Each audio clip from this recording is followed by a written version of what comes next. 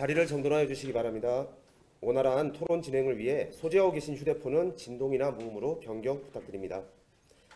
노동인권 토론 방송의 사회를 맡은 안양시 노동인권센터 교육홍보팀장 이승호입니다. 바쁘신 와중에도 오늘 토론회에 참석해 주신 분들께 감사의 말씀을 드립니다. 먼저 오늘 토론회 발제자를 소개해 드리겠습니다.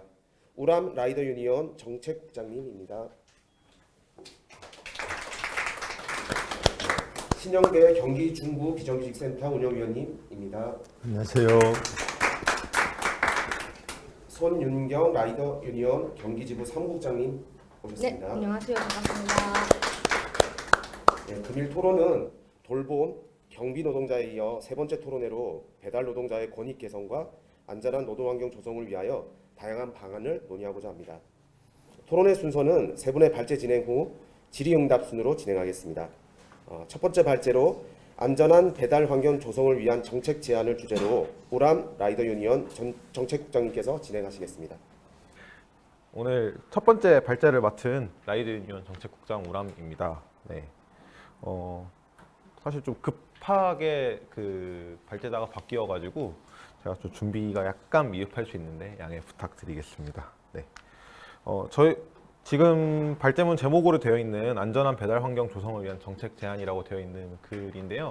사실 여기에 나와 있는 내용들은 지금 라이더 보호법이라는 이름으로 심상정 의원실과 저희 같이 협의해서 생물법 개정안 및 자동차 관리법 개정안에 대해서 이제 개정안이 올라와 있는 내용들입니다. 그래서 간단하게 지금 5가지 정도를 꼽아봤는데 이거에 대해서 하나하나 좀 간단하게 설명을 드리도록 하겠습니다. 먼저 안전배달료 도입입니다. 저희가 2021년에 신호데이라고 해서 라이더들이 신호를 지키면서 운행을 했을 때 배달료 수익이 얼마나 감소하는지 차이가 있는지 이런 것들을 한번 따져보는 실험을 진행했었는데요. 이 경우에 최저임금도 나오지 않는 그런 상황이 발생한 그 사례가 있었습니다. 또 작년에도 마찬가지로 알고리즘 검증 실험을 진행하는 과정에서 신호데이를 진행했었는데요. 이 경우에도 2021년 사례와 마찬가지로 배달료가 감소하는 현상이 발생했고요. 또 이제 유가 변동이 심해지면서 기름값은 계속 상승하고 사실 유상운송 보험 역시 최근에야 조금 떨어지고 있다고 하지만 계속해서 올라가는 추세였는데 배달료는 몇 년째 이제 변동이 없는 배민이나 쿠팡이츠가 발족한 이래로 사실 기본 배달료는 쿠팡이츠는 떨어졌고 오히려 배민도 상승이 한 번도 없는 지금 그러한 상황입니다. 실질 임금이 하락하고 있는 추세인 것이죠. 그리고 동네 배달 대행사 역시 마찬가지로 여기는 조금 배달료 구조가 다른데요. 기본 배달료가 정해져 있고 대신 거리 할증이 없는 대신에 묶어서 배달을 할 수 있는 구조가 형성이 되어 있습니다. 이거 자체도 좀 위험한 면이 있지만 이것보다 더 큰 문제는 여기 관리가 안 되다 보니까 보험료, 사회보험료를 핑계로 원래 떼어야 될 돈에 한 3-4배씩 떼어간다던가 사실 보험을 들지 않았는데도 떼어가서 라이더의 소득 지사장이 이거를 따로 챙겨간다던가 하는 불법적인 행태가 발생하고요.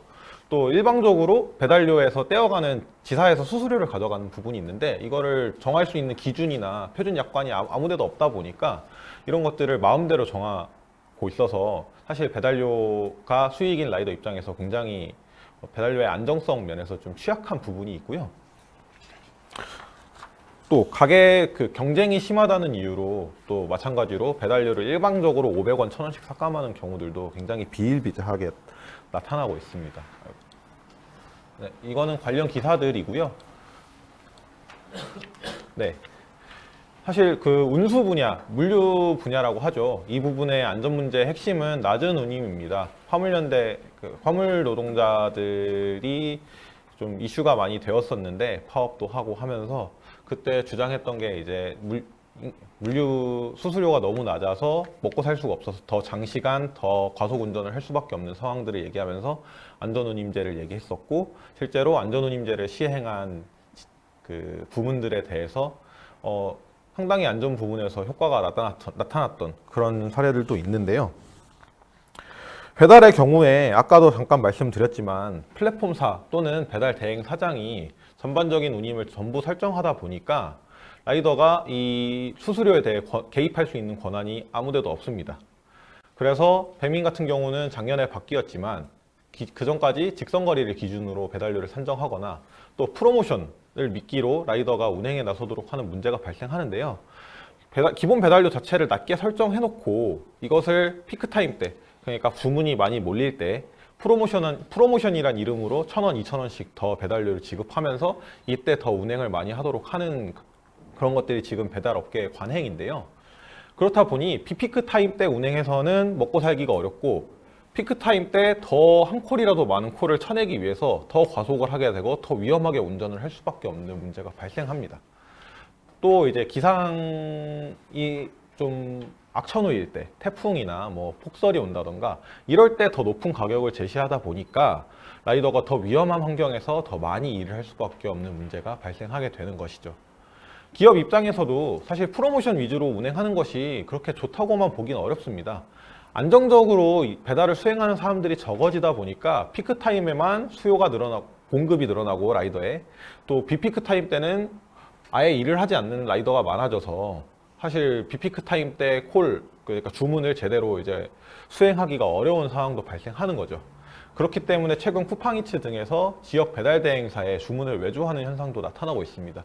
이런 식으로 다각도로 배달을 안정적으로 수행하기 위해 실험들을 막 하고 있는 상황인데요. 그 과정에서 문제는 라이더의 안전이 문제가 아니라 배달 플랫폼사의 수익을 어떻게든 최대한 보장하고 고객들의 클레임이 들어오지 않게 하는 방향으로 그런 실험들이 진행되다 보니까 사실 라이더의 안전과는 점점 더 거리가 멀어지는 현상이 발생하게 되는 것이죠.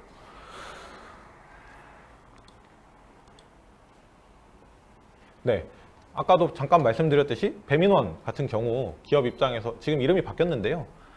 한집배달이라는 이름으로 바뀌었는데 기업 입장에서는 여름이랑 겨울 그리고 피크 시간대 라이더에게 지급하는 배달료를 많이 쓰고 봄이나 가을 같이 날씨가 좋아서 배달을 많이 안 시킬 때 그리고 그 점심이나 저녁 시간이 아닐 때 그리고 더 먼 거리를 빠르게 이동하기 어려운 자전거나 도보 이런 라이더들에게는 저단가를 주고 있는 체계입니다.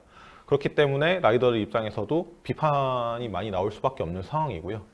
또 이런 식으로 배달 노동자의 위험 운행이나 장시간 고강도 노동을 초래하는 원인은 낮은 수수료, 낮은 기본 배달료에 있다고 볼 수 있습니다. 이 문제 해결 없이는 근본적인 해결이 불가능하고요. 아까도 잠깐 말씀드렸듯이 그래서 화물연대에서 이미 컨테이너나 시멘트 품목에 안전운임을 도입했었고요. 지금은 다시 없어졌죠. 그래서 다시 도입해 달라고 요구를 하고 있는 상황인데 이를 참고로 해서 도로 안전이나 노동 환경 문제 해결을 모색해야 한다는 것이 저희의 입장입니다. 안전배달료 같은 경우 어떤 식으로 추진하자고 저희가 제안을 하냐면 안전운임제랑 사실 비슷한 방식으로 하자는 건데요. 안전배달위원회를 설립해서 노사정이 함께 만나서 이 배달료를 결정하자는 겁니다.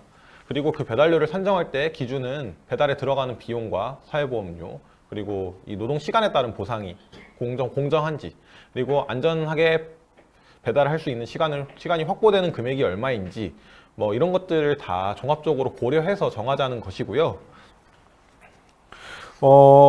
저희가 또 추가적으로 조금 최근에 다시 좀 제안하고 있는 부분은 최저소득을 최저임금제를 적용해서 보장해보자 라는 부분도 최근에 좀 얘기를 하고 있습니다.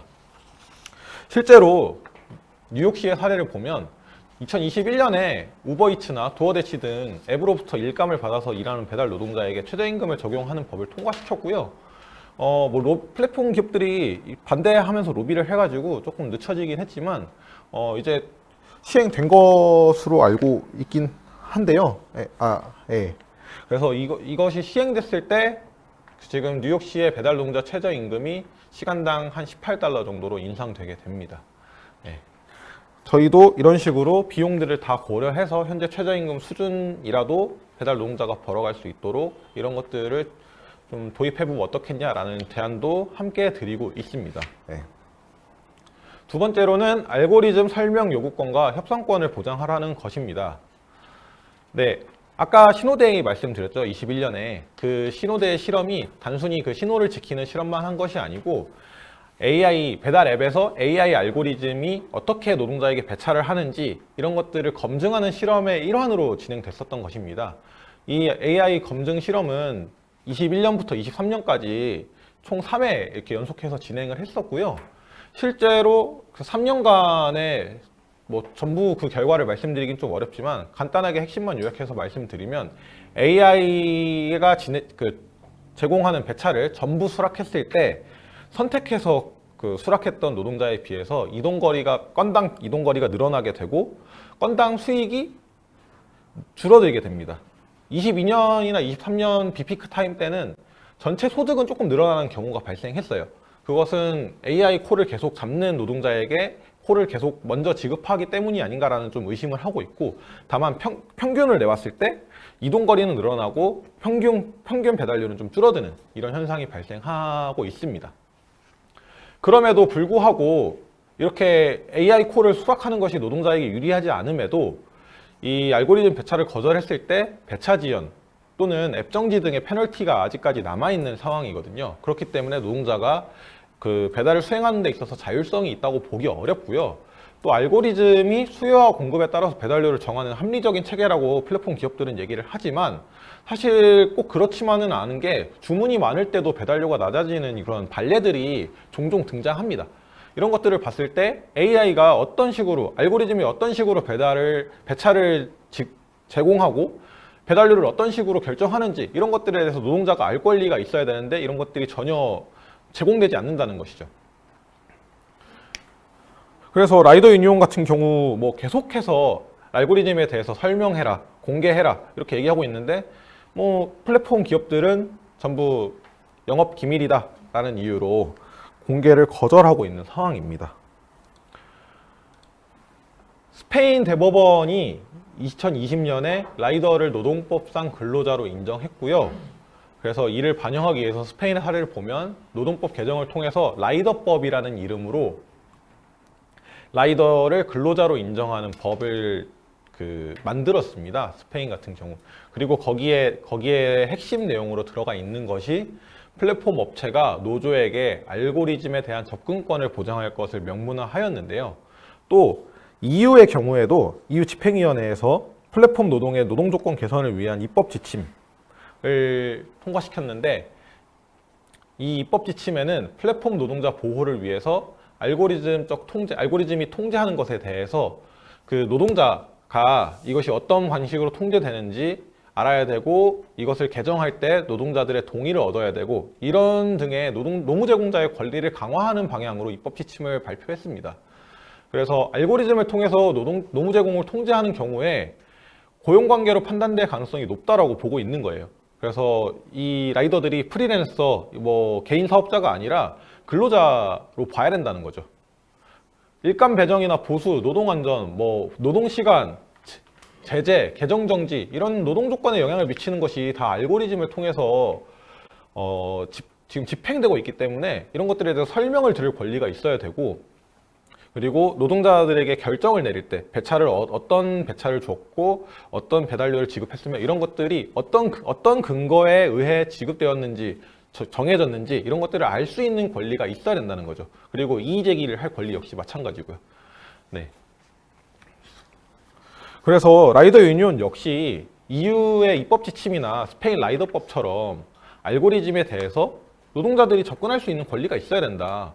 사실 라이더 해보신 분들은 다들 아시겠지만 배달료가 어떻게 지급되는지 배차가 어떻게 진행되는지 너무 좀 다 깜깜이에요. 그냥 회사가 정하는 대로고 이것에서 굉장히 답답함을 느끼면서 일하시는 분들이 많은 것이 현실인데 이것에 대해서 접근할 수 있는 것이 라이더들의 노동권을 보장하거나 아니면 정보주권 측면에서도 굉장히 필요한 일일 것이다 라고 얘기를 하고 있는 상황입니다. 또 다음으로요. 네. 세 번째로 저희가 제안하는 것은 배달대행 사업자의 등록제를 도입하는 것인데요. 여기 사례들이 나와 있는데 사실 다 보면은 굉장히 좀 부당하거나 탈법적인 사례들도 굉장히 많이 있습니다. 네. 이게 그냥 굉장히 극단적인 특수 사례가 아니라요. 지역마다 어디 가나 한 군데씩 꼭 있는 비일비재한 사례들을 모아 놓은 거예요. 이런 사례들을 봤을 때 일방적으로 앱을 정지시킨다던가 노동자가 잘못을 하지 않았는데 또 리스 계약을 하는 경우가 많거든요. 일반 대행 같은 경우에 라이더가 오토바이가 없는데 이제 일을 하고 싶을 때 그 대행사 사장이 리스사에서 이제 오토바이를 리스해서 이거를 대여해주는 방식으로 계약을 많이 합니다. 근데 이 리스비를 오토바이 정가에 굉장히 한 3배씩 받는다던가 이런 일도 굉장히 많고요. 마음에 안 들면 한 10개월 넘게 1년 계약으로 해서 10개월 넘게 일했는데 갑자기 마음대로 계약 해지를 한다던가, 그래서 오토바이를 원래 받아가는 인수권을 전제로 한 계약이었는데 인수를 하지 못하게 된다던가, 또 오토바이가 사고가 났는데 이 수리비에 대해서 어떤 근거로 책정되는지 알려주지도 않고 수리비를 마음대로 3배, 4배씩 뻥튀기 해서 라이더한테 청구한다던가, 이런 식의 사례가 굉장히 많이 일어나고 있고요. 또 최근에 또 뉴스가 나왔는데 최근에 또 심각한 게 그 대금업입니다. 지사장들이 라이더한테 돈을 빌려주고 그 대가로 굉장히 고금리, 고이자를 받아가는 경우가 많이 있고요. 라이더 같은 경우는 이 빚을 갚아야 되기 때문에 여기에 매여서 자기가 자유롭게 일을 할 수 있는 권리를 박탈당하게 되는 경우도 굉장히 많이 발생하게 되는 거죠. 사실 이거 다 불법적인 상황이고요. 그런데도 비일비재하게 정말 일어나고 있는 일들입니다.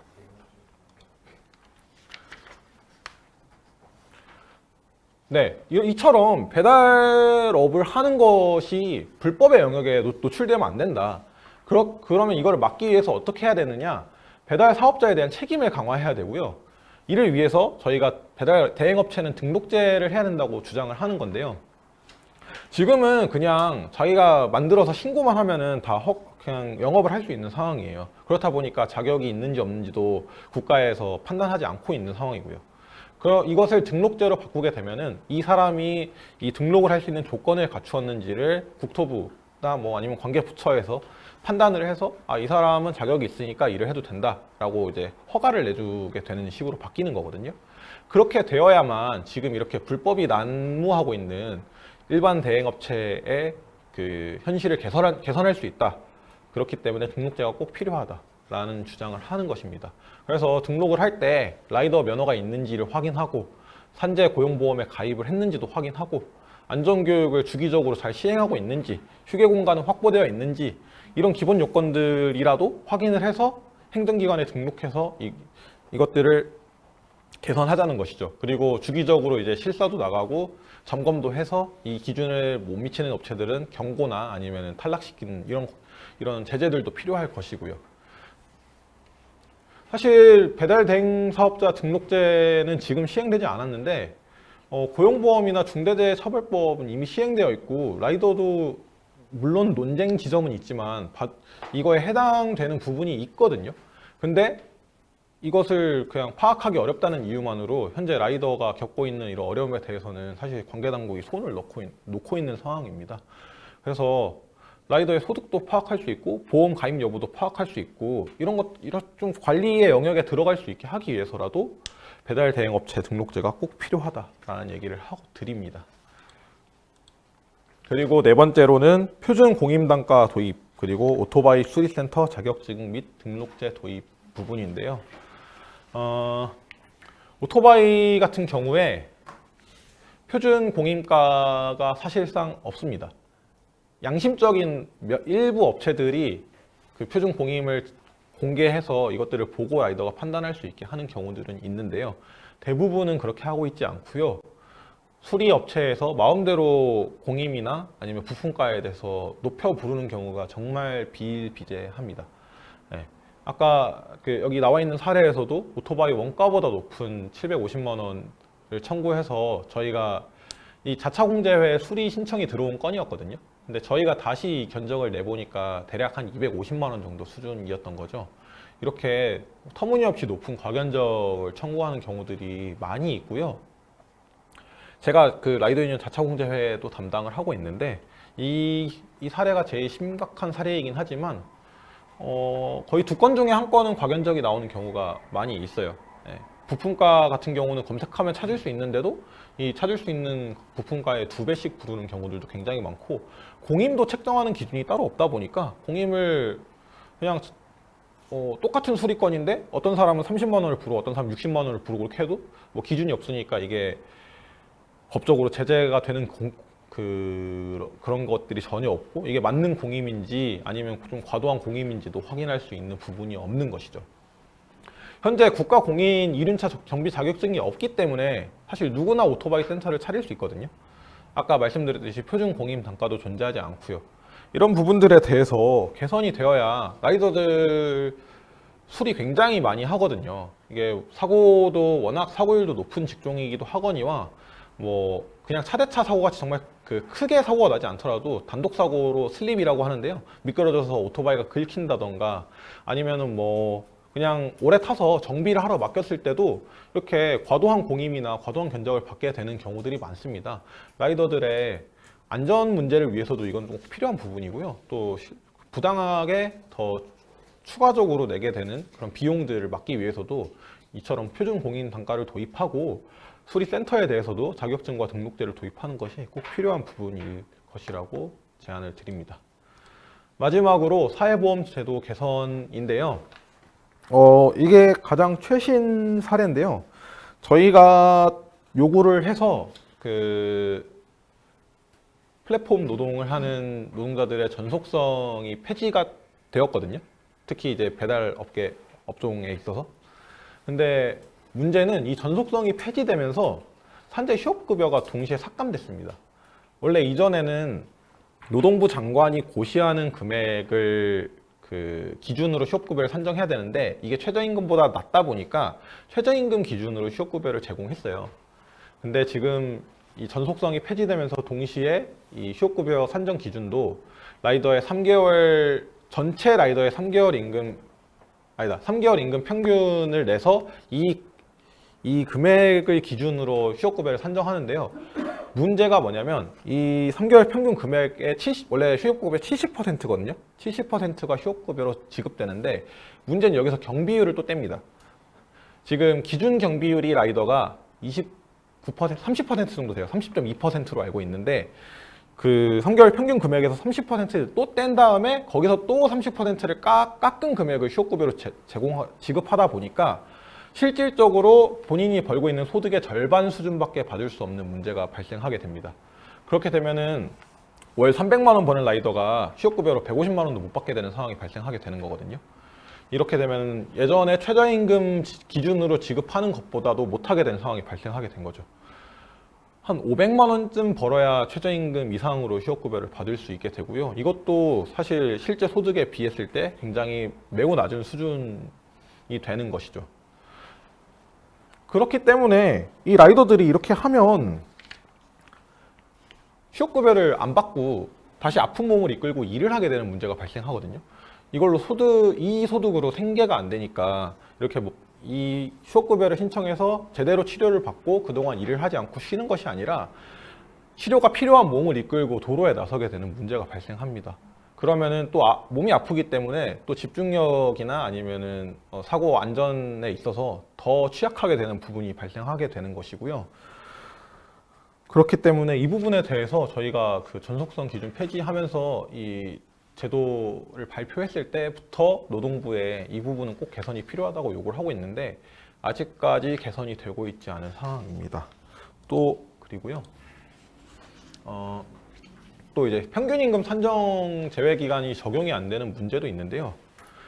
사용자의 귀책 사유로 휴업한 기간이나 아니면은 업무상 부상, 뭐 질병으로 요양하기 위해서 휴업한 기간, 그리고 뭐 육아휴직이나 쟁의행위는 사실 뭐 해당하는 경우가 많지는 않은데 아무튼 이런 경우에 원래 평균임금을 산정할 때 근로자들은 이 부분은 소득이 발생하지 않기 때문에 빼고 계산을 해서 평균임금을 산정합니다. 그래서 이 기간을 뺀 기간에 대한 임금을 얼마나 받았는지를 가지고 휴업급여를 결정하는데요. 라이더는 근로자가 아니라는 이유로 이렇게 내가 좀 몸이 아파서 감기에 걸려서 쉰 날이 3개월 안에 들어가게 되면 이 부분도 다 잡히게 되는 거예요. 그러면은 가뜩이나 이 기준 소득이 낮은데 이것이 더 낮아지게 되는 상황들이 발생하는 것이죠. 그래서 아까 제가 절반을 받게 된다고 말씀드렸는데 이 평균임금을 산정하는 기간 중에 만약에 쉬었던 날이 있거나 뭐 사용자가 뭐 배민이 앱 정지를 시켜가지고 일을 한 3일 일주일 못했다. 그래도 이 기간이 똑같이 들어가게 돼서 더 그 기준 금액이 낮아지게 되는 문제도 발생하게 됩니다.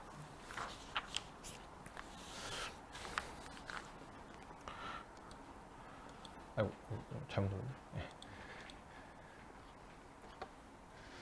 네, 그래서 사실 저희는 노무 제공자의 휴업급여 최저 기준이 최저임금이 되어야 된다.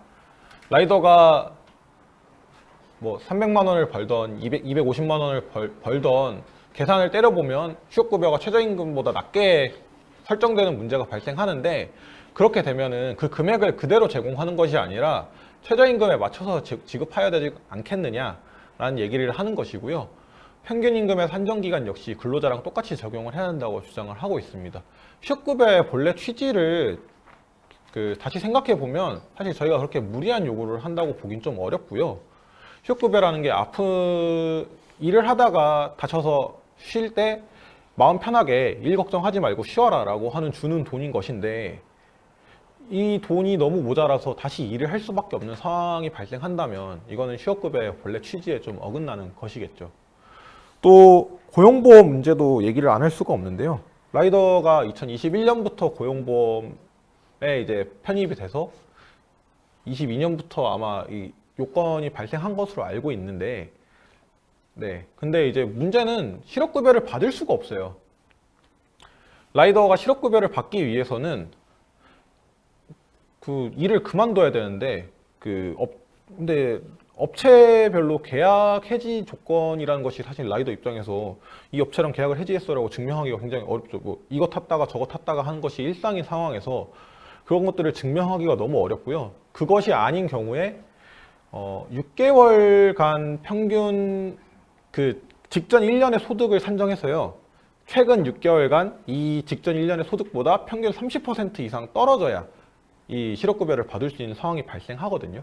근데 그 6개월이나 이렇게 30% 이상 떨어진 소득을 가지고 일할 라이더는 아마 없겠죠. 생계가 당장 안 되니까요. 그렇기 때문에 실업급여를 받았다는 사례를 제가 주변에서 들어본 적이 없습니다. 근데 고용보험료는 계속 가져가고 있는 거거든요. 그러면은 이거는 좀 문제가 있는 거예요. 기존의 실업급여 제도가 라이더한테 적합하지 않으면 라이더가 고용보험의 혜택을 볼 수 있는 다른 제도를 만들던가 아니면 수급 요건을 완화하던가 이렇게 해서 라이더를 사회보험의 영역으로 편입을 시켜놨으면 의무만 주는 것이 아니라 권리도 함께 제공을 해야 되는 것이거든요. 네. 그래서 이런 부분들에 대해서 저희가 이번에 제안했던 부분이 기후 실업급여라는 겁니다. 어차피 고용보험 떼가고 있는데 폭염이 너무 심하거나 폭설이 너무 심하게 내리거나 태풍이 오면 일을 못 하거든요. 그러면 그 기간에 대해서 실업급여를 한시적으로 제공하는 것이 어떻겠냐라는 얘기를 해보는 것이죠. 아직까지 노동부에 제안했는데 뭐 긍정적인 답변은 돌아오지 않았습니다만, 이런 식으로 조금 다양한 좀 시대의 흐름에 맞는 사회보험의 사회보험을 제공받을 수 있는 방식들을 정부나 지자체에서 조금 고민해야 될 필요가 있다고 생각합니다. 또 마지막으로 사대보험 중에 지금 고용산재보험은 라이더가 들어와 있는데요. 의료보험, 건강보험과 국민연금이 아직 편입이 안 되어 있는 상황입니다. 의료보험 같은 경우에 저희가 계속해서 직장가입으로 전환해야 된다라고 주장을 하고 있는데 반영이 되지 않고 있고요. 또 국민연금 역시 사용자가 절반 부담해서 근로자와 마찬가지로 라이더의 노후 안정을 좀 국가가 보장하는 방법을 고민해 볼 필요가 있다라고 얘기를 드리면서 발제를 마치고자 합니다. 네, 이상입니다.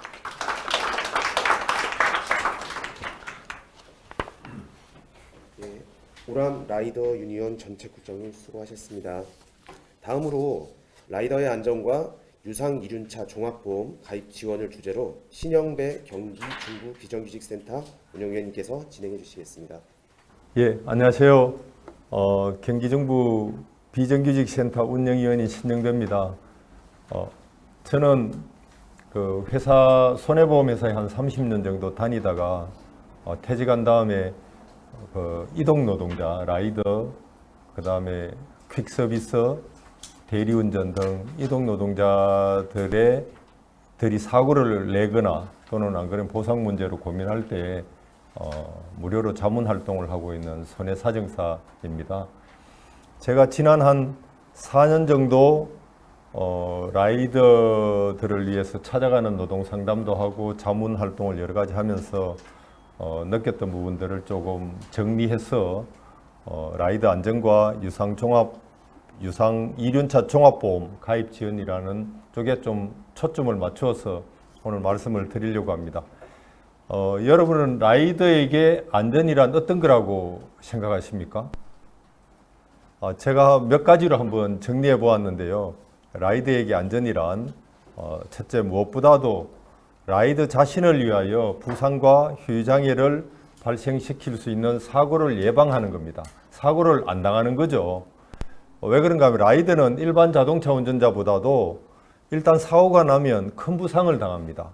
그리고 휴장애가 남는 경우가 많습니다. 그런데 라이더들은 대부분 다 20에서 40대 아주 젊은 집안의 어떤 가장입니다.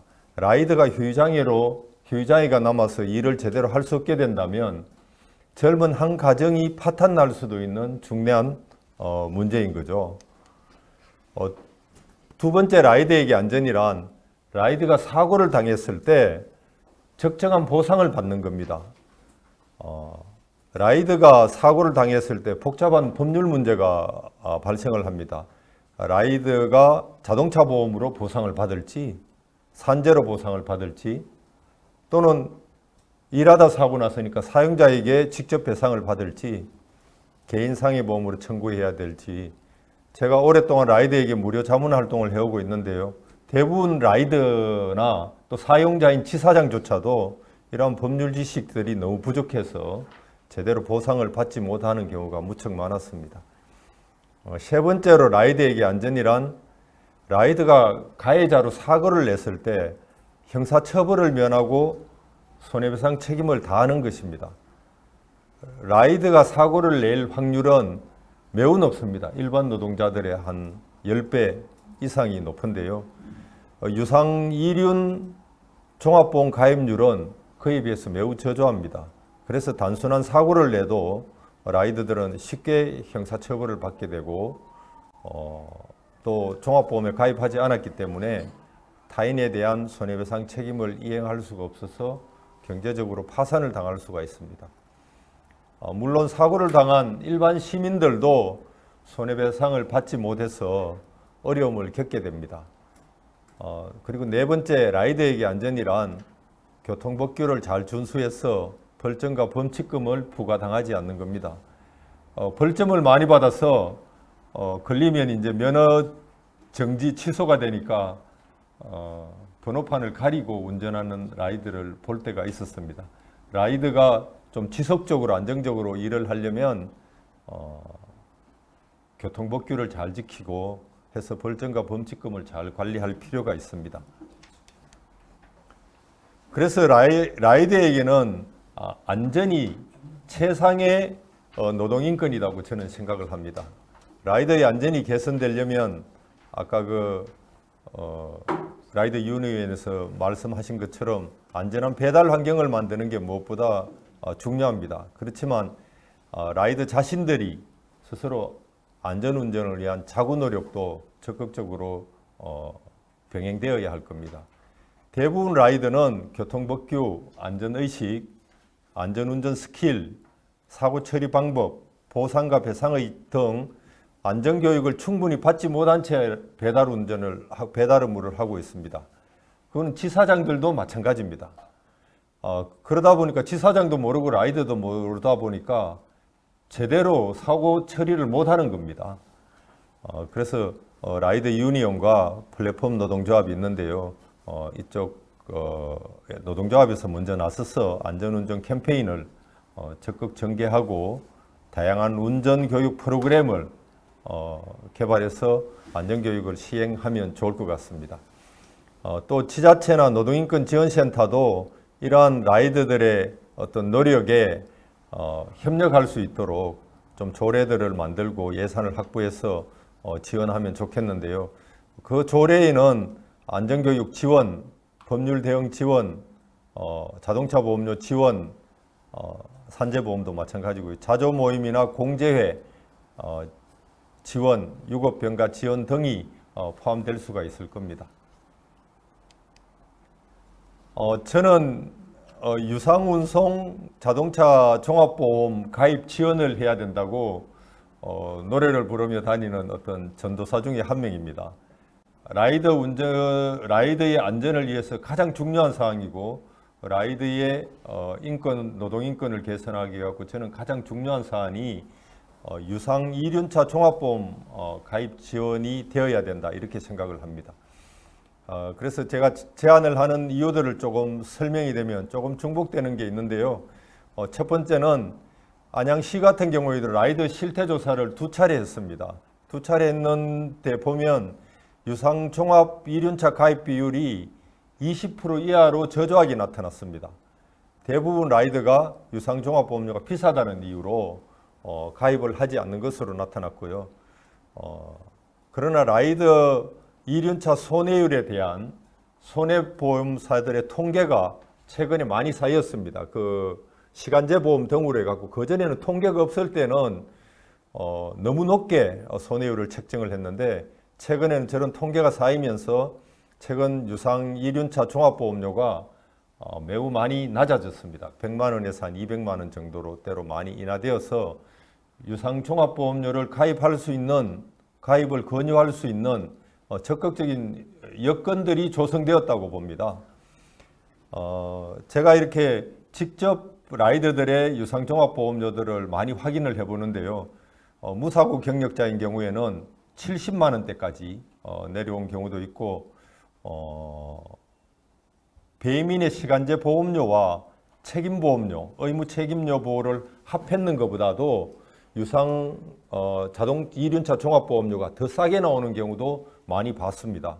그래서 지자체나 이런 정부에서 조그만 작은 지원만 하더라도 유상 종합보험을 크게 촉진할 수 있는 여건이 마련되었다.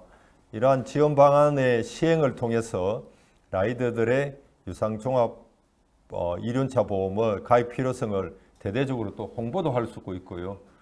그래서 이걸 적극 제안하는 첫 번째 이유고, 두 번째 이유는 라이더들의 운송 수단은 한 95% 정도는 2륜차입니다. 사고율을 보면요. 일반 자동차는 매년 크게 감소되고 있는데 최근에 2륜차 사고율은 일반 자동차의 10배 이상이면서도 계속 증가하고 있습니다. 더구나 배달 라이더의 사고율은 일반 2륜차 사고율보다도 더 심각합니다. 라이더 산재 사고는 대부분 교통사고겠지요. 2022년 8월 기준으로 산재 신청 건수 1위 업체가 전국에서 1위 업체입니다. 놀라지 마십시오. 배민입니다. 배민이 산재 신청 건수 1위, 9위가 쿠팡이처입니다. 이런 업체들은 5년 전만 하더라도 100위권 정도였는데 배달 노동자 수의 증가와 배달 노동자들의 어떤 사고 증가로 최근 급증하였고요. 사실은 라이더들이 산재 신청하는 경우가 많습니다. 그래서 산재 신청을 몰라서 하지 않는 것까지 고려하면 라이더의 산재 사고 규모는 그보다 더 심각할 걸로 그렇게 보여집니다. 그래서 저희들이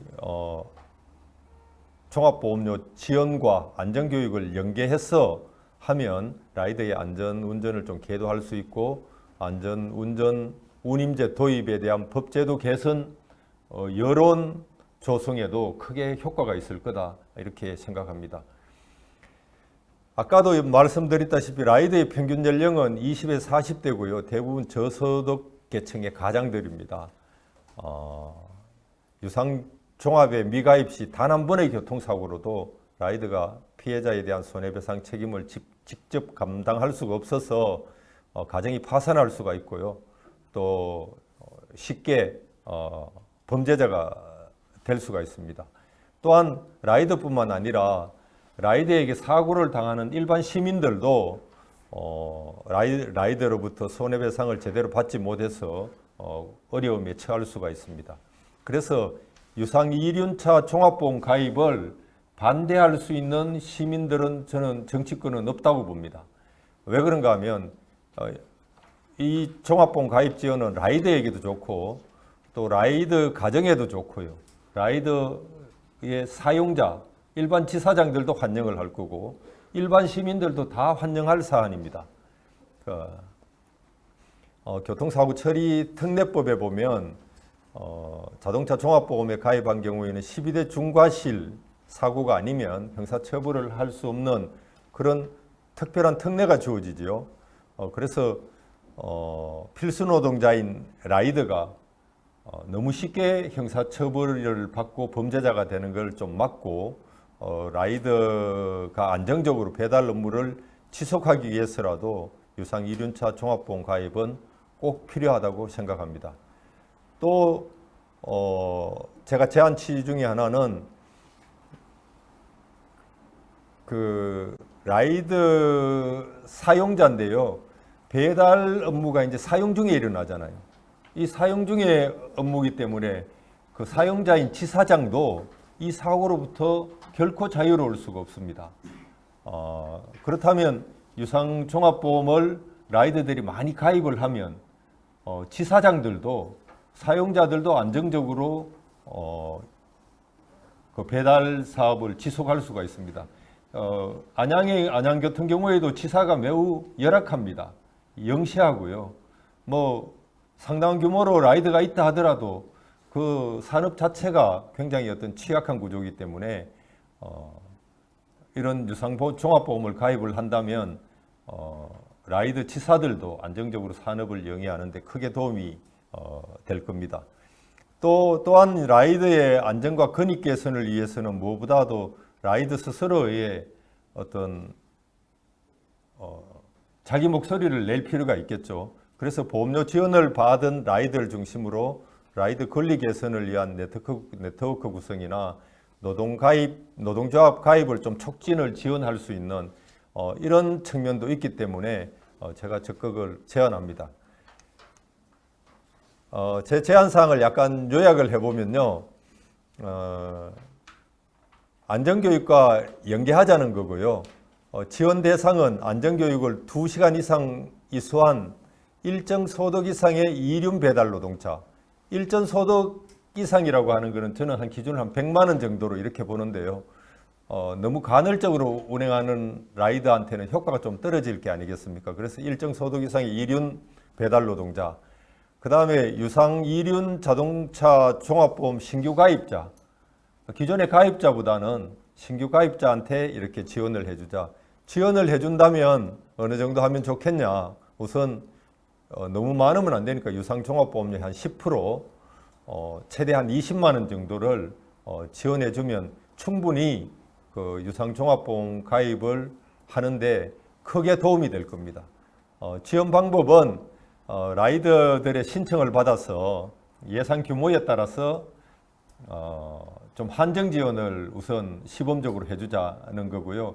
만약 100명의 신청자가 있어서 지원을 해준다면 안양에서 제가 볼 때는 한 1,500만 원 정도만 연간 예산이 있으면 100명 정도한테 지원해 줄 수가 있을 겁니다. 그래서 1인당 한 15만 원 정도만 지원을 해줘도 유상종합보험 가입을 아주 크게 늘릴 수 있을 거다. 이렇게 생각이 들고요. 이게 이제 해서 좀 효과가 있으면 사용자 측도 한번 모아서 너희들도 좀 부담을 해라 하면 아마 사용자들도 일부 부담을 하게 될 겁니다.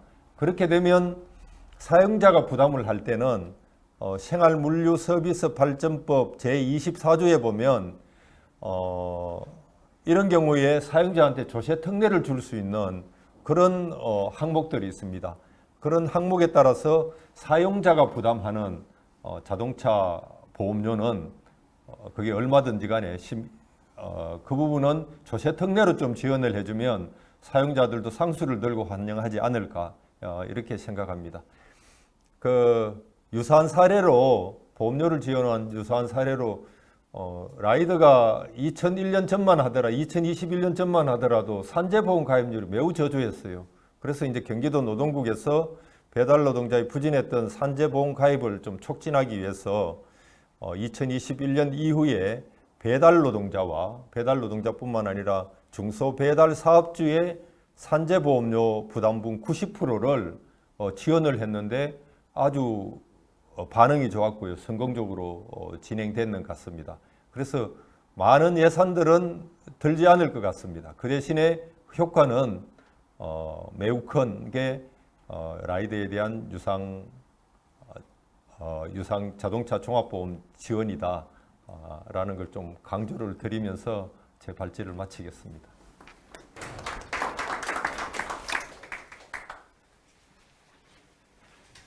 네, 신영배 경기 중부 비정규직센터 운영위원님 수고하셨습니다. 마지막으로 배달 노동자 노동조합 조직 확대와 사업 활성화 방안에 대한 주제로 손윤경 라이더 유니언 경기지부 사무국장님께서 진행해 주시겠습니다. 안녕하십니까. 저는 배달라이더 노동조합 조직 확대와 사업 활성화 방안이라는 주제로 발제할 라이더 유니온 경기지부 사무국장 손윤경입니다. 우선 조직 확대를 위해서 필요한 것으로 세 가지를 좀 꼽아 보았는데요. 일단 연대, 그리고 지역의 당사자 활동가들, 그리고 함께하고 싶은 공동체가 되는 것. 네, 이렇게 세 가지로 뽑았고요. 지금 화면 속의 사진은 바로 지난달에 저희가 경기지부 조합원 워크숍을 했었는데 따뜻한 사진입니다. 네. 그리고 우선 저희 조직 확대를 위해 필요한 이제 것 중에 연대에서 봤을 때 함께 연대해 주신 단체 및 기관들을 좀 소개해 드릴까 하는데요. 우선 단체로는 헌법원숭이운동본부와 수원 나눔의 집을 말씀드릴 수 있을 것 같아요. 저희 전국적으로는 더 많은 단체들과 기관들이 있겠지만 경기도 건으로만 좀 말씀드리도록 하겠습니다. 우선 헌법원숭이운동본부는 저희 배달 나눔 연계와 그리고 사무실과 차량 지원으로 활동가인 제가 이제 경기 지역의 조직 확대를 위해서 네, 열심히 활동해 볼 수 있도록 네, 그런 환경을 좀 제공해 주셨고요. 그리고 수원 나눔의 집은 이제 수원에 있는 나눔의 집인데 이제 사회에서 외면하는 노동조합들과 손잡아주는 그런 단체가 되겠다 하셔서 저희 라이더 유니온과 손잡아주셨던 단체라서 네, 이렇게 적어보았습니다. 그 내용 안에 배달 나눔 연계가 있는데 배달 나눔 연계가 조직 확대와 무슨 연관이 있을까 좀 의아해하실 수 있는데 저희 조합원님 중에는 라이더 유니온에 가입하면 봉사활동을 할 수 있다고 들었다. 라이더 유니온이 뭐 어떤 활동을 했고 이런 건 난 모르겠고 봉사활동을 하고 싶다. 그래서 가입하신 분들이 있으시기 때문에 배달 나눔 연계도 조직 확대에 관한 내용 안에 포함시켜 보았습니다. 그 다음 함께 연대 주신 기관들을 좀 소개할까 하는데요. 기관들에는 경기 중부 비정규직센터, 그리고 경기도 일자리 재단, 그리고 안양시 노동인권센터, 경기 북부 노동인권센터로 이제 정리를 해보았는데요. 경기 중부 비정규직센터는 이제 앞에 계시지만, 네. 안양 군포 지역에서 꾸준한 이동 상담소를 운영하시면서 뭐 사고 상담이나 이런 기본적인 인권 상담 같은 것도 하시고 또 상담을 통해서 이제 라이더 유니온도 소개하시고 네, 그 노동조합의 필요성도 얘기해 주시고 하셔서 저희 사실 여기 와 계신 조홍태 라이더님도 그렇게 이제 저희가 인연이 되었던 네, 분이시기도 하시고요. 또 사진 속 보시면 지금 라이더분 상담 중이신 게 나오는데 저거는 저희 조합원님이 현장에서 상담하시고 바로 그날 현장에서 가입하셨던 역사적인 순간을 담은 게 사진입니다. 네, 그렇기도 하고 또 저희 이제 배달 노동자 안전교육을 또 온라인과 오프라인 병행해서 사실 경기도가 꽤 넓거든요. 그래서 오프라인으로만 할 수가 없어서 온라인으로도 교육해 주시고 또 뭐 사고 시 이제 과실비율 같은 것들 영상 분석도 해 주시고 자문을 계속 해 주시는 네, 그러면서 저희와 함께 해 주시는 네, 센터이시고요. 경기도 일자리 재단 같은 경우는 찾아가는 안전교육을 이제 하고 있는데 그럴 때 저희가 강사로서 참여하고 그리고 안전교육이 있을 때 저희가 이제 가서 홍보활동이라던가 또 지역의 라이더 분들한테 또 조합원들께 참여하실 수 있도록 이렇게 독려하는 활동으로 함께하고 있고요. 안양시 노동인권센터 같은 경우에 이제 아시겠지만 네, 안전교육과 안전지킴이 사업이 이제 작년과 올해 있었잖아요. 이제 그런 이제 사업들을 통해서 저희가 조합원으로 가입하신 사례들도 있기 때문에 네, 기간에 써보았고요.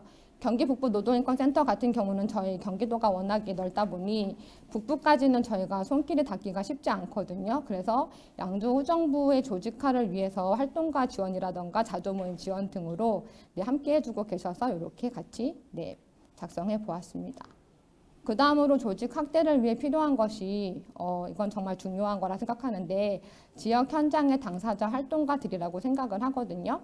지금 표에 보시면 이제 4개 지역이 나와 있는데 거기가 이제 간부로서 활동하시는 활동가가 있는 지역이에요. 그래서 이렇게 눈에 띄게 작년 이제 22년도 6월 16일 기준과 봤을 때 눈에 띄게 조합원 수가 늘어난 걸 보실 수 있죠. 시흥 같은 경우에는 10배 이상 늘어나기도 했는데 그래서 지역의 당사자 활동가가 활동하고 있는 것이 얼마나 중요한가 생각해 보게 된 계기였습니다.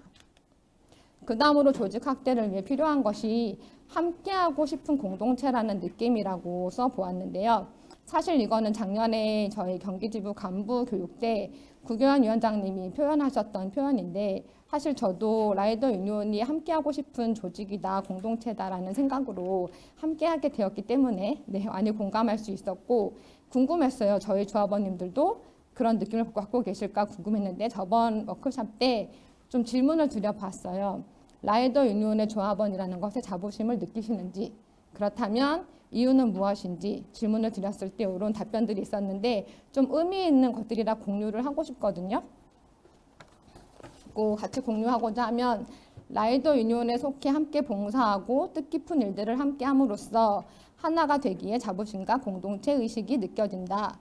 그 여러 가지 봉사활동도 참여하고 아무래도 조합원이라면 안전운전도 안전규칙도 지킬 것이기에 자부심을 느낀다. 노조 활동 및 봉사활동 등이 유익하고 타인들을 배려하는 마음이 따뜻하게 느껴진다. 각종 교육 참가 등의 혜택들도 많은 것 같다. 라이더 유니온 가입 후 교육 등을 통해서 몰랐던 부분도 알아가면서 도움을 받고 있다. 라이더 유니온 가입을 통해 소속되었다는 자긍심도 느껴지고 여러 활동들을 통해 활력소가 생겼다. 각종 봉사 및 행사에 참여할 수 있어 뿌듯하고 기쁘고 여러 사람들과 소통할 수 있어서 기쁘다. 그 라이더를 향한 인식 개선, 부당한 일들이 당연시하게 행해지는 현실적인 문제에 대해 조금이나마 목소리를 보탤 수 있고 좋은 의미로 모여서 선한 영향력을 널리 알리며 안전한 사회에 일조할 수 있어서 감사하다.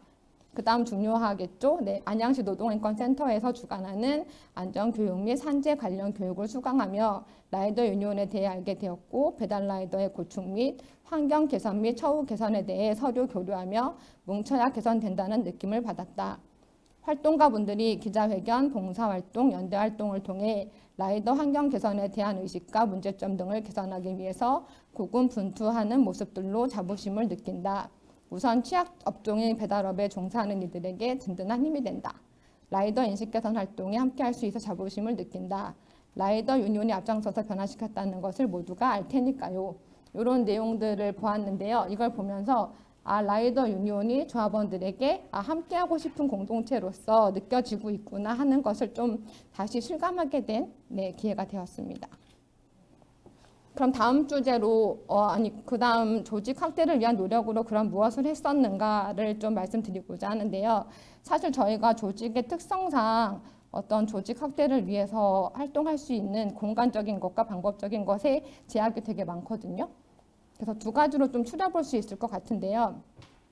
우선 홍보 캠페인과 밥상 모임으로 말씀을 드릴 수 있을 것 같아요. 홍보 캠페인 같은 경우에 지역별로 배달 노동자들을 만날 수 있는 거점을 찾아서 홍보했는데 배민에서 운영하는 비마트라고 있거든요. 그 비마트라던가 아니면은 이동 노동자 쉼터라던가 이런 곳들에서 홍보 캠페인을 하던가 아니면은 안전 교육이 진행될 때 찾아가서 이제 홍보하는 그런 활동들로 좀 진행을 했었고요. 밥상 모임 같은 경우는 조합원이 있는 지역에 찾아가서 이제 라이더 유니온이 이제 어떤 활동들을 최근에 하고 있는가 이런 것들과 지역의 상황들을 같이 공유하고 논의하는 이런 자리들을 마련하여서 진행을 했었습니다. 그 다음 조직 확대를 위해 시도해본 것으로 말씀드리고자 하면 저희가 경기 배달 라이더 톡이라는 채널을 경기도에서 용역을 받아가지고 온라인 채널을 운영했던 것이 있었고요. 그리고 병원 및 오토바이 센터 등 조합원 혜택을 위한 업무 협약을 확대하는 중에 있고요. 그리고 배달 라이더 안전지킴이 사업이라던가 라이더 응급 구조대라던가 배달 노동자 안전교육 사업 등 이런 다양한 사업들을 운영하고 있습니다. 그리고 올해 이제 새롭게 시도한 것으로는 조합원 생일 챙기기인데요. 생일을 맞은 조합원들에게 편의점 쿠폰을 발송해 드리는 것으로 좀 더 소속감을 느끼실 수 있게끔 그렇게 진행을 하고 있습니다. 그럼 조직 확대를 위한 과제는 무엇이 있을까 했을 때 사실은 활동가의 활동이 지속 가능하도록 하는 동력이 필요하겠다. 사실은 가장 중요한 건 사람이라는 생각이 들었거든요. 그래서 어떤 힘을 들게 하는 파트너가 아니라 네, 서로 이제 긍정적인 영향을 줄 수 있는 파트너 활동가가 필요하겠다. 그리고 지역에서 함께 연대할 수 있는 기관이나 단체가 확대돼야 될 필요가 있겠고, 그리고 그런 관계가 되었다면 지속적으로 관계가 유지될 수 있어야 되겠다 하는 것들이고요. 그리고 활동에 대한 적절한 보상이 좀 필요하겠다. 그랬을 때 지역의 활동가가 쉽게 지치지 않고 외롭지 않게 활동을 유지해 나갈 수 있지 않을까, 그런 내용이고요. 그 외로는 이제 신규 조합원을 이제 추천해서 가입시킨 조합원에 대해서 보상하는 방법이라던가 조직 확대에 실질적인 도움이 되는 홍보 방법 등의 이제 조직 확대를 위해서 좀 과제로 삼아볼 수 있지 않을까. 네, 그렇게 좀 정리를 해보았습니다. 그럼 다음 주제로 사업 활성화를 위해 필요한 것은 무엇이 있을까라는 것인데요. 여기서도 똑같이 연대를 뺄 수 없을 것 같고요. 그 다음으로 동기부여와 참여 조합원들의 적극성, 이렇게 정리를 해보았습니다.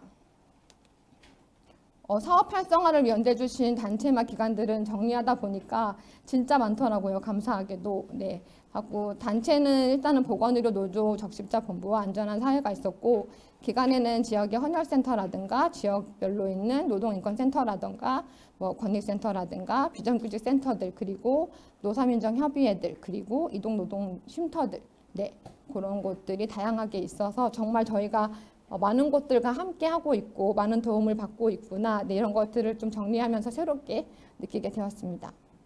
그 다음으로 사업 활성화에 필요한 것으로는 이제 조합원들의 동기부여라고 생각을 하는데요. 일단 조합원들의 의견이 반영된 사업을 기획하는 것. 네, 그래서 사업을 기획하는 단계부터 조합원님들이 주신 아이디어와 의견들을 조금 반영을 해서 사업을 진행하고 기획하는 것이 필요하겠다 하는 거고요. 그리고 사업에 참여하시게 된 조합원들께는 사업에 대한 취지, 그리고 이것을 진행했을 때 어떤 것을 효과로 기대할 수 있겠는지 그런 것들을 설명하고 같이 공유하는 것들이 필요하겠다. 그리고 사업 참여 시 사업과 연관성 있는 인센티브 제공하는 것이 필요하겠다, 이건데요. 뭐 안전교육 같은 것에 참여하시면 이제 안전 장비를 지급해 드리는 거라든가, 아니면은 안전지킴이나 라이더 응급 구조대 같은 거 참여하실 때는 저런 사진 속에 있는 스티커처럼 이제 부착할 수 있는 표식이라던가 인증 마크라던가 아니면은 뭐 이촉장 이런 거라든가 활동비 같은 것들을 제공해 드릴 수 있으면 사업이 더 활성화되는 데 도움이 되지 않을까. 네, 그런 생각을 해보았습니다. 다음으로 참여 조합원들의 적극성이 이제 사업 활성화에 이제 필요하다라고 써보았는데요.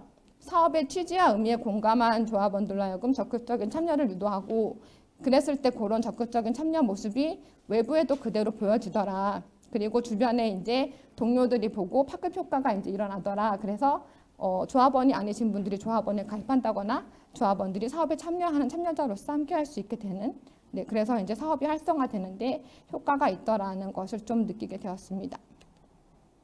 그 진행한 사업들을 좀 소개하고자 하면요. 아까도 잠깐 소개하였지만 경기 배달 라이더 톡이라는 카카오 채널을 이제 운영하였었는데, 요거는 경기도 내 배달 라이더들과 소통하기 위한 채널로 한 1,300명 이상이 가입을 하셨었고요. 그리고 배달 라이더 안전지킴이 운영 사업은 2021년도와 22년도에 진행을 했었고, 네. 그리고 배달 노동자 안전교육 사업도 2021년도부터 계속 강사 양성 과정이라든가 강사 트레이닝을 한다거나 뭐 교육을 홍보하고 참여를 독려하고 이런 방식으로 하고 있고요. 그리고 라이더 응급 구조대 운영 사업은 이제 올해 진행했었는데, 직업적 특성을 살려서 심폐소생술 교육이라든가 헌혈 홍보 캠페인 진행으로 생명을 살리는 존재로서의 역할을 수행하는 그런 사업으로 54명의 6개 지역의 조합원들이 참여하셨었습니다. 요거는 저희가 이제 웹 홍보물들인데요. 2021년도에 저희가 안전지킴이 운영하는 때에는 한창 이제 코로나 시기였어가지고 100% 온라인으로 진행을 했었거든요. 그랬더니 함께 만나서 하는 활동들이 아니다 보니까 내가 여기 함께하고 있고 참여하고 있다는 생각들이 참 없으셨거든요. 그래서 안전문구 공모전을 했었어요. 참여자 대상으로 해서. 그래서 공모 내용 문구들을 받고 투표도 참여자들이 함께 투표하게 하고, 그래서 선정된 분들한테는 이제 발열 조끼를 선물로 드리고, 그 선정된 문구를 가지고 스티커를 제작해서 다 같이 붙이고 활동하는, 그 인증 사진을 같이 단톡방에서 공유하고 하는 것들로 내가 이 사업에 함께 파트너로 함께 하고 있구나 하는 것들을 좀 느끼실 수 있도록 했던 진행 방식을 가졌었습니다. 그리고 사실 배달 노동자의 노동 환경이라던가 구조적인 문제에 대해서 목소리를 내고 싶어도 사회적인 공감대가 없기 때문에 목소리를 내는 게 참 어렵거든요. 그래서 시민들에게 물어보는 활동을 또 군포에 작년에 가졌었고요. 그리고 사실 이제 라이더 유니온 지도부와 조합원들이 만날 수 있는 기회가 적거든요. 그래서 이제 올해 그래서 북토크 강연으로 저희 박정훈 전 위원장님이 책도 쓰시는 분이셨기 때문에 네, 그런 북토크로 조합원들과 만날 수 있는 그런 자리를 마련해 보기도 했었습니다. 그럼 사업의 지속성을 위한 과제로는 무엇이 있을까 했을 때 좀 두 가지로 정리를 해 보았는데요. 사업의 파급 효과 및 성과에 대해 사업을 지원하거나 함께한 지역 기관 및 단체들과 그거를 성과를 꾸준히 공유하는 거죠. 이런 것들은 이런 성과가 있었고 이런 것들은 이런 의미가 있었다 같이 공유하고 그래서 앞으로 이 사업이 계속 지속될 필요성에 대해서 공감하게 하고 그것이 타 지역으로까지 확산될 수 있도록 하는 효과를 그랬을 때 기대할 수 있지 않을까? 네, 그리고 사업에 참여하셨던 경험치가 있는 조합원들이 지속적인 활동을 이어갈 수 있도록 독려하고 이 사업이 이런 가치가 있었다 하는 것들을 공유하는 것이 사업의 지속성을 위해서 필요하지 않을까 이런 내용들로 정리를 해보았습니다. 마지막으로 결론 및 제언으로 마무리를 하고자 하는데요. 제가 3년간 이제 활동가로서 이제 활동을 하다고 느낀 것인데 조직 확대를 위해서는 지역의 한 사람의 활동가가 얼마나 중요한가를 좀 실감을 하게 됐었어요. 적극적으로 활동하는 활동가를 보고 지역의 조합원님들도 나도 조합비만 내는 조합원으로 남지 않고 활동하고 싶다 이런 욕구를 갖게 되었다는 조합원들을 만났기 때문인데요. 네, 그래서 좀 그런 걸 실감하게 되었었고 다음으로는 지역에서 함께 연대할 수 있는 기관과 단체의 중요성을 좀 실감했다고 할 수 있겠는데요. 지역에서 배달 노동자들을 위한 사업을 진행하려 할 때 라이더 유니온과 함께하면 되겠다. 이런 파트너십을 갖고자 하는 신뢰 관계를 갖는 게 되게 중요하고 그래서 지역의 관련 사업 및 정책들에 대한 논의와 의미 있는 사업 진행을 함께할 수 있는 관계를 맺고 지원을 받을 수 있는 것이 매우 중요하다 하는 것들을 좀 느꼈다는 것으로 마무리하겠습니다. 감사합니다.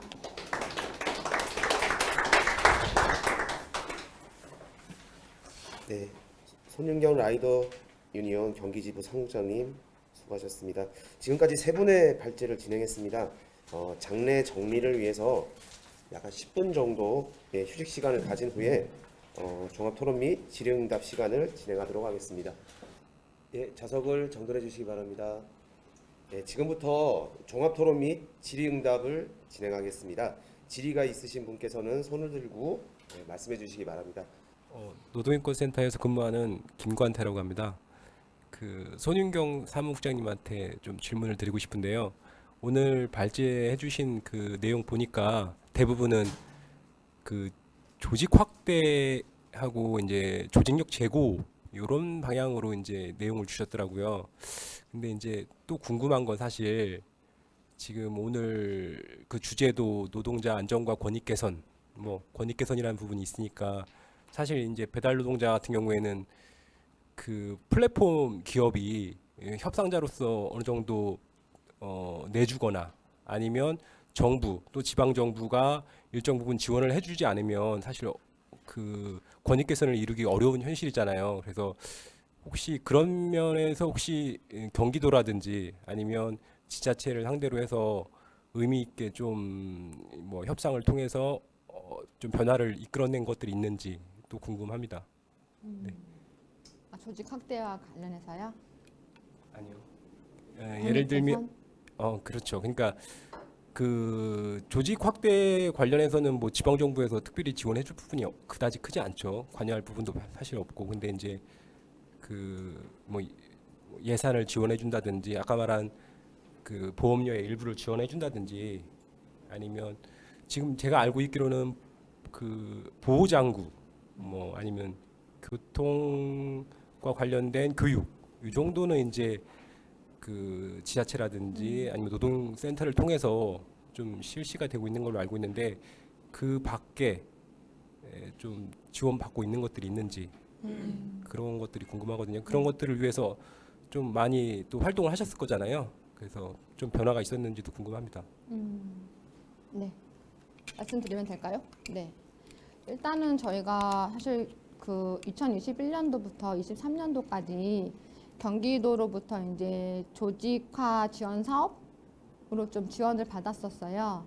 네, 그래서 지원을 받고 있었고, 근데 이게 제가 이제 3년 차라 올해가 이제 마지막이긴 해요. 근데 이게 처음에 21년도에 지원 받을 때부터도 이게 지속적이지 않으니까 어떤 자립적인 내용들을 만들어 놔야 될 것 같고, 그리고 지자체와 함께 할 수 있는 내용들을 만들어 내야 되겠다라는 고민이 있었거든요. 그래서 사실 이제 경기도에서 이제 일자리 재단 통해 가지고 안전교육 사업이 쭉 이제 이루어지고 있지만, 이게 작년도부터는 지자체에서 지자체의 자원을 재정 상황을 가지고 이제 안전교육 사업을 이제 진행하는 것이 있었거든요. 사실 올해 같은 경우도 지자체에서 신청을 하고, 그래서 지자체의 재정 안정성에 따라서 어느 지역은 안전교육을 받은 분들한테 20만 원을 지원해준 지역도 있었고, 어느 지역은 그런 게 전혀 없어서 그냥 뭐 어떤 장갑이라던가 이제 워머라든가 이런 것들을 지급해드리는 정도로 진행된 것들이 있었는데, 사실은 이게 언제까지 쭉 예산으로 지원돼야 되는 부분은 아니고, 사실 안전교육이라는 것이 일하는 분들과 모두의 안전을 위해서 필요한 안전교육이기 때문에 이것을 강제성을 가진 의무 교육으로 만들어 놔야 된다라는 얘기들을 지속적으로 하고 있거든요, 지자체에다가. 그리고 일단은 중앙 정부에다가 얘기를 하고 있는 부분이고, 그래서 어떤 예산이 없더라도 이것이 모두의 우리의 안전을 위해서 꼭 필요한 교육이야라는 것들이 인식이 되었을 때 그런 것들이 진행될 수 있지 않을까라는 이야기들을 지금 꾸준히 하고 있고요. 그리고 또 지자체에서도 저희가 아까도 표에 나왔듯이 이제 지역의 활동가들이 있는 지역들 있잖아요. 그렇게 조합원들이 생겨서 이제 지회들이 생긴 경우에는 지자체랑 그런 소통이 또 되게 원활하게 이루어지고 있거든요. 그래서 조직 확대를 통해서 어떤 지회가 만들어지면 지역에서 그런 소통들을 할 수 있는, 지자체와 이제 그런 얘기들 제안도 할 수 있고 어떤 요구도 할 수 있고 그런 걸 논의할 수 있는 자리가 만들어지기 때문에 그런 노력들을 좀 하고 있어서, 네, 그런 것들이 그렇게 차츰차츰 진행이 되고 있다라고 말씀드릴 수 있을 것 같아요. 네. 그리고 이제 이동 노동자 쉼터 같은 경우도 이제 지역에서 같이 고민하고 뭐 어느 지역에 설치하면 좋을지 이런 것들을 같이 논의할 수 있는 대상으로 저희를 이제 파트너 삼고 이제 있는 지역도 있다라는 말씀도 드릴 수 있을 것 같습니다. 나요 조합원 노희종 조합원입니다. 지금 지자체 관련해갖고 그러니까 이 지원 그 조건 그런 거를 좀 추가적으로 묻고 싶은 게, 사실 어느 정도 이 조직원들이 그러니까 확대가 됐다는 거를 이 공무원들로 하여금 인지를 했다고 한다면 그 확장성을 보고서 아마 이 그 사업 지원이라든가 그런 것들이 분명히 있을 거라고 판단이 돼요. 그래서 어떻게 보면은 그러니까 많은 활동가들이 이 단체 안에서 이렇게 활동을 했을 때 그만큼 이 회원들이 많이 모집이 됐다는 그걸로 인해 갖고 이제 그 지자체에서 뭐 추가 사업 요건이라든가 그런 것들이 이제 승인을 내주기가 더 수월하지 않을까, 그렇게 예상이 되거든요. 그러기 위해서 뭐 보고 일정 형식으로 뭐 그 지자체에다가 이런 확장성이 있었으니까 뭐 지원을 확대를 부탁드립니다, 뭐 그런 식으로라도 이렇게 뭐 액션을 취한다거나 뭐 그런 게 있나요?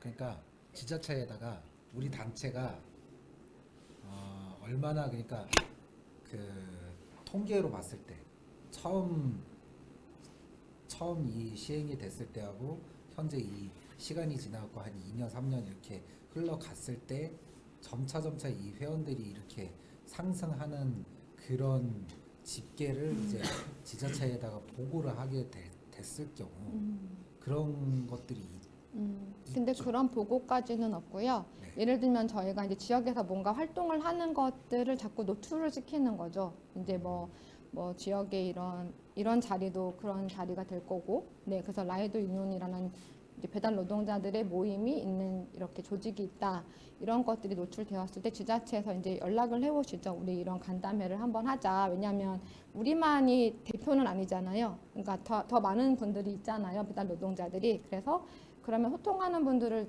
다 만날 수 있는, 사실 그동안 연결고리가 없었던 거죠, 지자체에서도. 그래서 이제 그런 자리를 마련하고자 하는데 참여해 주실 수 있는지, 그럴 때 저희가 이제 함께 그런 걸 자리 논의할 수 있는 거고, 예를 들면 저희가 올해 라이더 응급 구조대를 하면서는 이제 심폐소생술 교육 같은 거 받을 때 교육할 수 있는 거 찾다 보니까 이제 지역에 그 근로자 건강센터가 있더라고요, 지역별로. 그래서 거기하고 소통을 해서 이제 교육을 하다 보니 거기는 사실 오는 것만 아니라 찾아가는 교육도 가능한데, 그동안 배달 노동자들을 만날 수 있는 그때 접점이 없었는데 이제 저희가 연락을 해서 이제 교육해 주십사 하니까 너무나 반가워 하시더라고요. 근데 그렇게 교육을 통해서 이제 만날 수 있는 연결고리가 생겼잖아요. 그러니까 이제 지역의 근로복지공단에서도 좀 만나고 싶어 한다, 이제 이런 연락들이 오는 게 있거든요. 그래서 그런 저희가 지역 안에서 뭔가 활동을 하고 있는 것들이 지역에서 보여지는 게 되게 중요하다라는 생각을 그래서 갖게 되는 시기였던 것 같아요, 올해 같은 경우에. 네. 이게 지자체에서는 그 플랫폼 노동자, 특히 이동 노동자들하고 대부분 지자체들은 많은 사업들을 하고 싶어해요. 오늘 아침에도 의왕 쪽에 이제 공무원하고 통화를 했는 거, 의왕이는 그 이동 노동자하고 뭘 사업을 하고 싶어도 그 이동 노동자들이 공장 안에, 사무실 안에 있는 사람들이 아니잖아요. 접근을 할 수가 없어요. 누구랑 해야 되지? 그럼 방법이 없는 거야.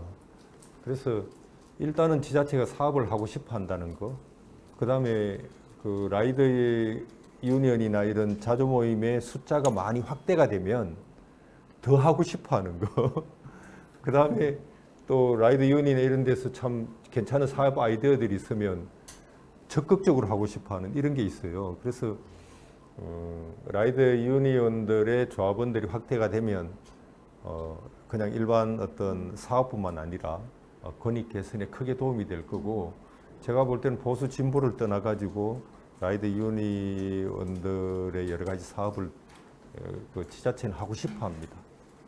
그래서 목소리가 잘 반영될 수 있을 거다. 그 다음에 좋은 아이디어가 있으면 주시면 조합원들만 어느 정도 있으면 원하는 걸 지자체가 할 수 있을 거다, 그렇게 생각합니다. 그래서 올해 같은 경우에 이제 안양시 노동인권 센터에서 이제 배달 노동자들과의 이제 안전 지킴이, 안전 캠페인 이런 사업들을 했었잖아요. 그리고 이제 마무리 때는 이제 경찰서에서도 오셔서 교육해 주시고 했던 걸로 알고 있는데, 사실 저희가 들었을 때 제가 계속 이렇게 함께 하진 못했었지만 들었을 때 참여하신 분들의 만족도 되게 높고, 그리고 특히나 이제 경찰서에서 오셔서 교육하셨던 거는 사실 경찰과 배달 노동자는 굉장히 어떤 적대적인 관계, 늘 뭐 쫓고 쫓기는 관계라고만 보였는데 사실 그런 관계가 아니라고 이제 느낄 수 있는 또 기회가 되기도 했고, 되게 이제 정보를 주고 싶어 하시고 되게 필요한 정보들, 필요한 것들 되게 많이 느끼고 받았다고 얘기를 하셔서 사실 그런 것들이 계속 만들어지는 게 되게 필요하겠다, 의미 있겠다라는 생각이 들더라고요. 네. 조직국장님하고요, 손윤경 사무국장님한테 질문하고 싶은데, 먼저 안전 배달료라는 게 있잖아요.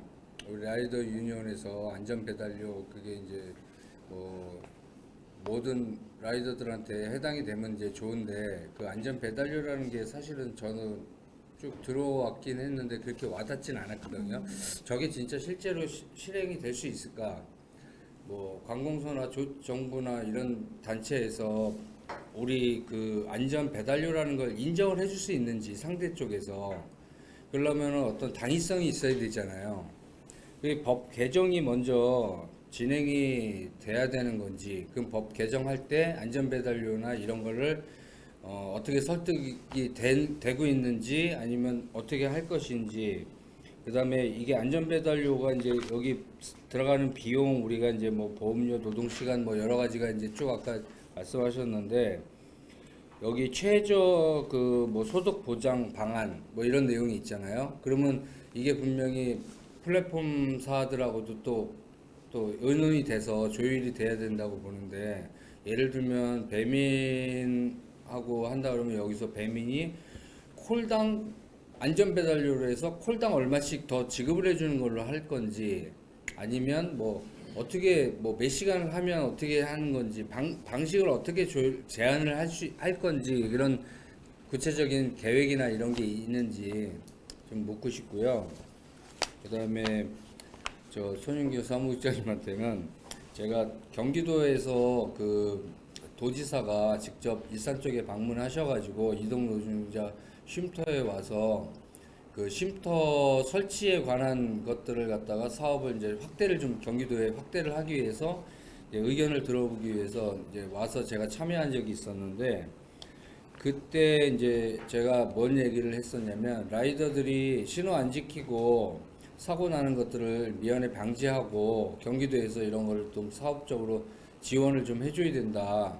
그래서 그때 예를 들면 뭐 얼마 기간 동안에 신호를 잘 지키고 사고를 안 낸 라이더들한테는 뭐 인증 마크로다가 뭐 조끼에다가 뭐 맨 처음에는 뭐 골드 뭐 실버 뭐 이런 순서대로 해가지고 아 저 사람은 저기까지 올라갈 정도로 오랜 기간 동안 안전하게 했구나 이런 거를 인증을 해주는 경기도에서 인증해주는 마크 같은 거를 주면 라이더들도 더 자기가 어떤 자부심이나 이런 것 때문에 더 조심하게 되고 더 나가서 앞장서게 되고 그래서 이제 그런 거에 대한 얘기를 하니까 그쪽에서 그 담당하시는 분이 그러면 당근과 채찍인데 당근을 어떻게 주면 좋겠냐 그래서 그쪽에서 좀 내놔야지 내가 뭘 어떻게 달라고 하냐 얘기까지 했더니 그 후에 바로 신문 기사에 났었는데 그날 얘기했던 회의 내용을 아주 잘 정리해서 보도자료를 냈더라고요. 그래서 그때 기사 나온 거 보면 처음에 최초로 60만 원 정도를 지원해주고 6개월 뒤에 무사고면 또 60만 원에서 1년에 120만 원 정도를 뭐 그때 100명인가 몇백 명 정도 경기도에 있는 라이더들한테 골고루 이제 1차 사업을 하겠다라고 이제 보도자료를 냈었어요. 그리고 그 예산이 그때 몇십억인가가 책정이 돼갖고 60억인가 그때 얼마였어요. 그거를 그 경기도 도원인가요? 의원이죠, 의원. 경기도의 의원한테 이제 그 결제 받는다 쉽게 얘기하면 그 했었는데 그게 봄에 났었거든요, 금년. 근데 이제 그 후에 아무런 얘기가 없고 진행도 안 되고 있는 것 같아서 혹시 그 부분에서 알고 계신 게 있는지 묻고 싶습니다. 그 여쭤보신 게 안전배달료 도입을 어떤 절차로 그러니까 안전 배달료라고 우리가 이제 유니언에서 얘기하고 네네네. 홍보도 하고 이제 우리가 얘기하잖아요. 예. 근데 이제 그게 저도 그렇게 와닿지는 않거든요. 그러니까 왜냐하면 안전 배달료를 인정해 주는 게 어떤 법 개정을 하면 그 네. 관련 부서라든가 또 플랫폼사라든가 이런 데도 안전 배달료가 필요하겠다라는 걸 인정을 해야 되잖아요. 예. 그 인정을 우리가 어떤 제안을 할 게 계획이 있는지 그다음에 플랫폼사에서는 그럼 이거를 콜당 얼마를 지급해주는 방안으로 가야 되는지 아니면 어떤 방향으로 가야 되는지에 대해서 우리가 이제 우리 이렇게 줘라라고 뭐 계획된 거나 뭐 어떤 얘기가 있는지 그런 게 궁금합니다. 사실 정부나 플랫폼사를 설득하는 건 네. 그거는 안전배달료 주장과는 별개의 문제라서 여기서 그러니까 물론 그것이 선행되어야 이것이 시행될 수 있는 건 맞는데요. 네네.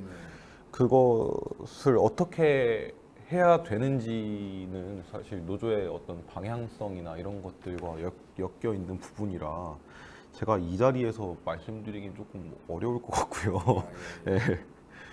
물론 저희 생물법 그 개정안으로 이것이 올라와 있고 통과되면은 이 안전배달료를 하자라는 게 되는 건데 그 구조는 안전임제에서 했던 거를 차용해서 아까 여기도 나와 있듯이 안전배달위원회를 설립해서 같이 정하자라고 그렇게 제안을 하는 게 될 거예요.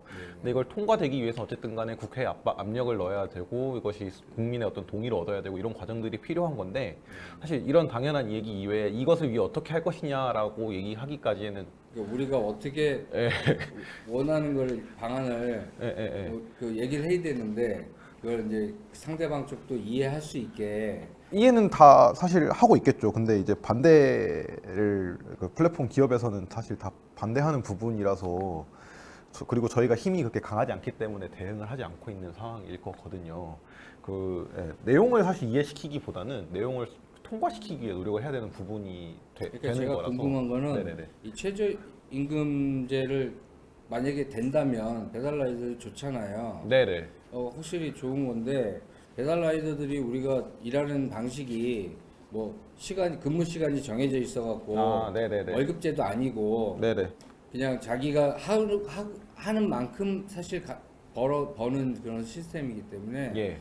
그런 부분이 어떻게 될지 그게 이제 좀 궁금해서 물어본 거예요. 이 부분은 그 저희가 안전배달료 얘기하다가 사실 너무 반응도 없고 잘 안 돼서 최저임금 도입 같은 다시 우회적인 루트로 조금 이것을 실현해 보면 어떨까 해서 제안을 했던 건데 뉴욕시처럼 하면 될 것 같거든요. 뉴욕시에서 어떻게 하냐면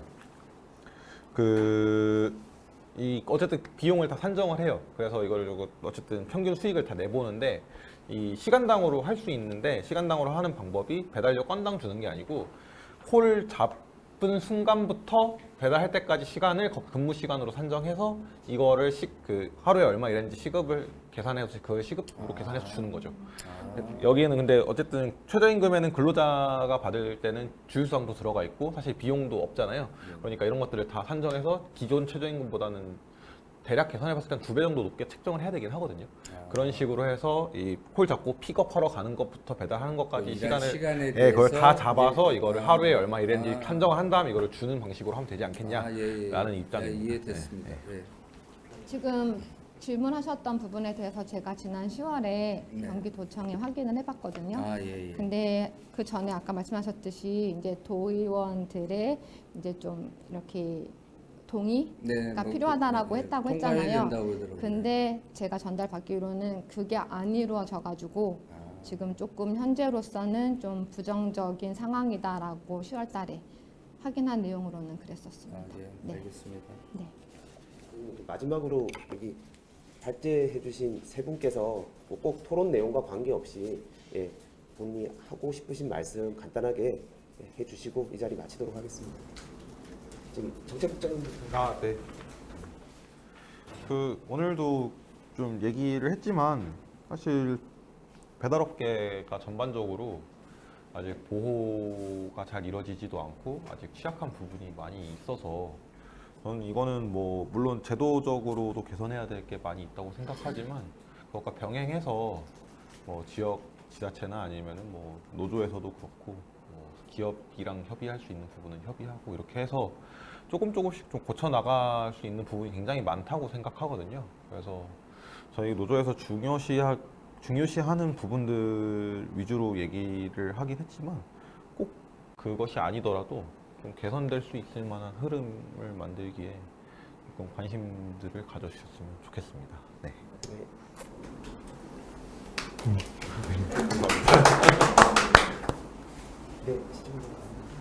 예,